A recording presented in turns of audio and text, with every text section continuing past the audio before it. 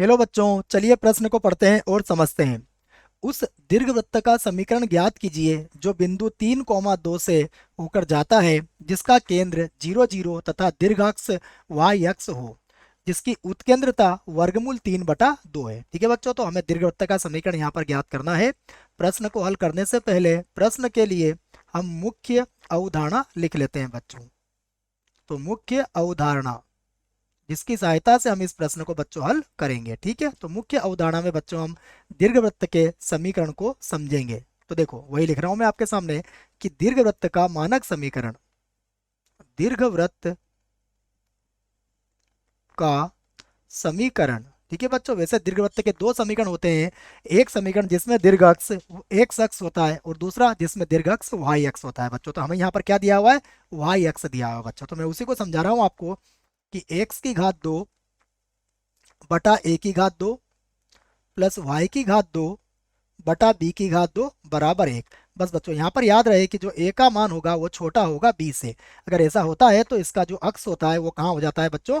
Y अक्ष पर हो जाता है। ठीक है, और दूसरी बात याद रखें बच्चों कि यहाँ ए बी और ई में जो संबंध होता है बच्चों, वह भी आपको याद होना चाहिए। यह होता है ए की घात 2 बराबर बी की घात 2 और 1 माइनस ई की घात 2। ठीक है बच्चों, तो यह बातें आपको इस दीर्घवृत्त के लिए याद रखना पड़ेगी। चलिए बच्चों, प्रश्न में हमें क्या ज्ञात करना है? दीर्घवृत्त का समीकरण। तो हम मान लेते हैं, माना माना दीर्घवृत्त का समीकरण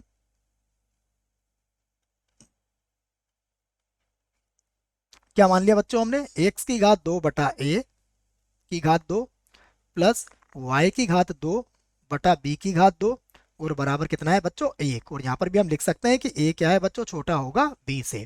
तो इसे बच्चों हम समीकरण 1 बना लेते हैं। ठीक है बच्चों, इसका केंद्र 0 0 उसने दे ही दिया है। तो अब देखो यहाँ पर हमें क्या क्या दिया है बच्चों? एक तो 3,2 से होकर जाता है और उत्केंद्रता कितनी है? तो हम सबसे पहले लिखते हैं उत्केंद्रता। तो उत्केंद्रता ई बराबर कितना दिया है हमें? वर्गमूल 3 और बटा 2। ठीक है बच्चों, तो ये भी हमारे लिए समीकरण 2 हो गई। ई का मान हमें दिया हुआ है। ठीक है, अब देखिए बच्चों, यदि हमारा जो दीर्घवृत्त है वो कहाँ से गुजरता है? 3,2 से गुजरता है, अर्थात ये 3,2 जो है ये दीर्घवृत्त को संतुष्ट करेगा बच्चों।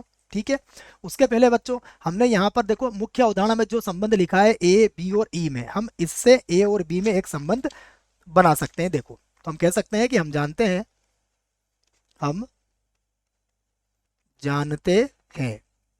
देखो बच्चों, हम क्या जानते हैं कि ए की घात 2 बराबर होता है बी की घात 2 और 1 माइनस ए की घात 2 के। तो यहां से देखो बच्चों, ए की घात 2 बराबर बी की घात 2 और 1 माइनस ई का मान कितना दिया है बच्चों?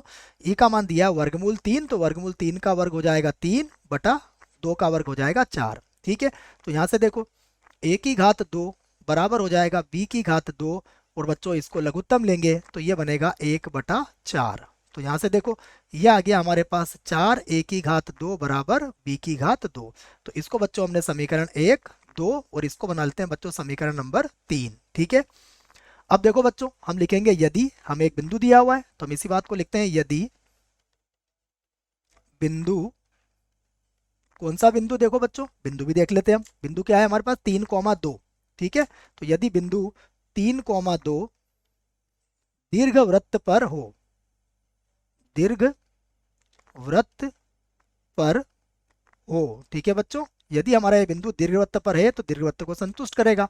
अर्थात क्या हो जाएगा बच्चों? 3 का वर्ग हो जाएगा 9 और बटे में आ जाएगा ए की घात 2। 2 का वर्ग हो जाएगा 4 बटे में होगा बी की घात 2 और बराबर कितना हो जाएगा? 1। बच्चों ये मैंने कहाँ से लिखा है? यह मैंने समीकरण 1 से लिखा है, ये याद रखें आप। ठीक है, अब देखो इसका बच्चों हम लोग मान रख लेते हैं। तो देखो हमारे पास समीकरण नंबर 3 में बी की घात 2 का मान दिया हुआ है, तो 9 बटा ए की घात 2 प्लस 4 बटा बी की घात 2 को हटा के क्या लिख देंगे बच्चों? 4 ए की घात 2 बराबर 1। ठीक है, अब यहाँ से देखो बच्चों हम इसका लघुत्तम ले लेते हैं। तो इसका लघुत्तम क्या आएगा वो भी लिख लेते हैं हम। दोनों का लघुत्तम आएगा बच्चों 4 ए की घात 2। ठीक है, दोनों का लघुत्तम कितना आएगा? 4 ए की घात 2। तो यहाँ पर कितना हो जाएगा? यहाँ पर हो जाएगा 36 और यहाँ पर हो जाएगा बच्चों 4। ठीक है, तो देखो हमारे पास क्या मिलेगा यहाँ पर? यहाँ पर हो जाएगा 1। तो 36 और 4 हो जाएगा बच्चों 40। ठीक है, तो इसी को लिख लेता हूं मैं। तो मेरे पास आ गया है 40 और बराबर हो जाएगा बच्चों, देखो बराबर कितना हो जाएगा, ये 40 और 4 a की घात 2 इधर आ जाएगा, 4 a की घात 2। तो a की घात 2 बराबर कितना आया हमारे पास आ गया है बच्चों 10। ठीक है, अब बच्चों हमें किसका मान निकालना है, b का मान ज्ञात करना है। देखो तो b का मान कैसे ज्ञात करेंगे, यहाँ आ जाओ बच्चों, समीकरण 3 में हम a की घात 2 का मान कितना रख देंगे, 10 रख देंगे। ठीक है, तो ये रख देते हैं हम समीकरण 3 से। समीकरण 3 से देखो b की घात 2 बराबर हो जाएगा 4 × 10, अर्थात कितना हो जाएगा, 40 हो जाएगा। तो बच्चों a की घात 2 और b की घात 2 दोनों के मान हमने ज्ञात कर लिए हैं, अतः हम कह सकते हैं दीर्घवृत्त का समीकरण। तो अतः दीर्घवृत्त